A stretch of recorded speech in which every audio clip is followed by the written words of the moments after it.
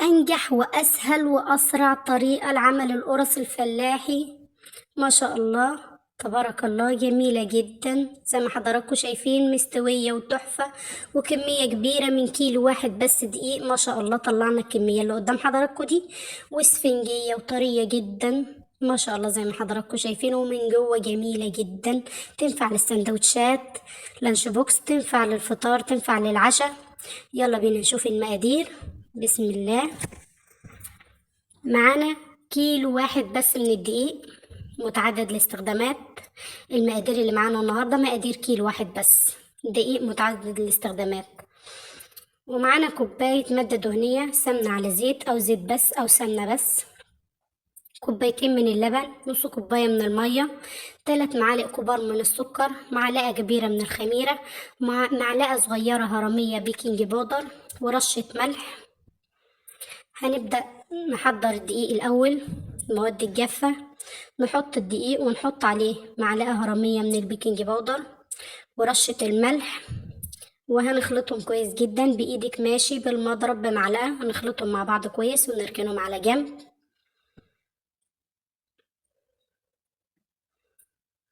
ونبدأ بقى نروح للمواد السائلة. هنجيب أول حاجة الخميرة، هنحط نص كوباية مية دافية على الخميرة، ونحط عليها 3 معالق سكر، وندوبهم مع بعض كويس جدا لحد ما السكر يدوب والخميرة كمان تدوب، ونغطيها ونركنها على جنب لحد ما تتفاعل. الخميرة هتتفاعل وهتفور معانا، وهوريها لحضراتكم دلوقتي. وبعد كده هننزل بكوباية السمنة على الزيت على الدقيق، ونخلطهم كويس جدا.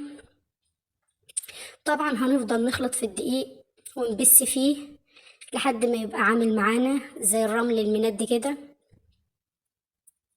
هنا بنبس الدقيق، ببسه بإيدي عشان أبسه كويس وأخلط كل المكونات في بعضها لحد ما يبقى عامل معايا زي الرمل المندي. وبعد كده بنزل عليه بالخميرة اللي تفاعلت معايا، وانزل عليها بكوبايتين اللبن، وابدأ اخلط كل المكونات. وهي دي كل المكونات اللي معانا النهاردة. ببدأ اخلط المكونات كويس جدا بإيدي لحد ما العجينة تلم معايا. اول ما العجينة تلم معايا،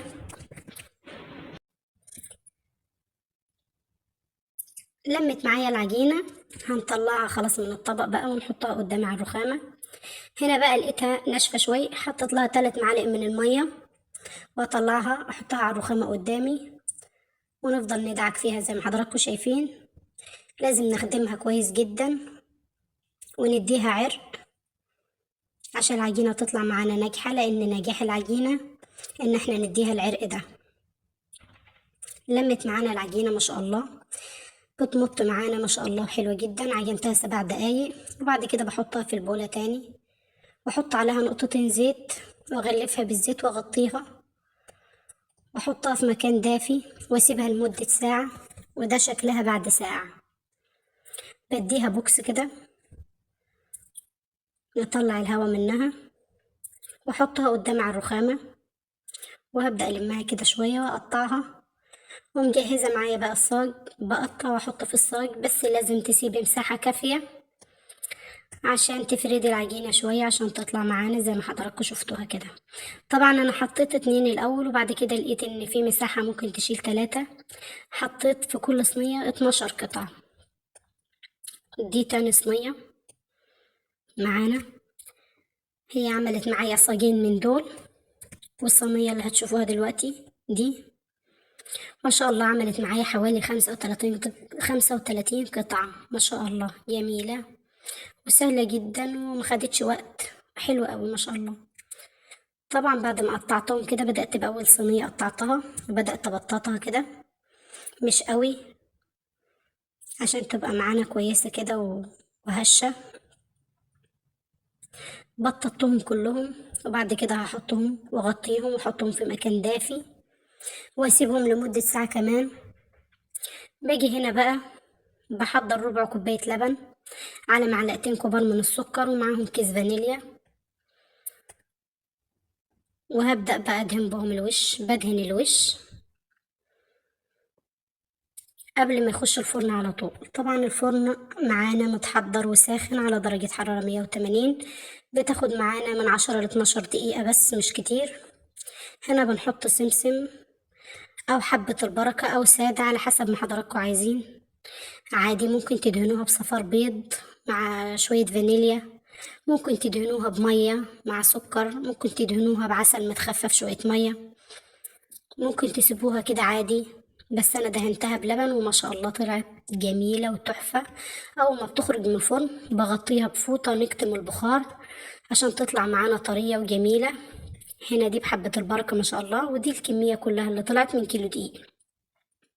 شايفين ما شاء الله، قطنية جدا، قطنية وسهلة وبسيطة وسريعة، مفيش أسهل ولا أبسط من كده. ما شاء الله تبارك الله، شكلها تحفة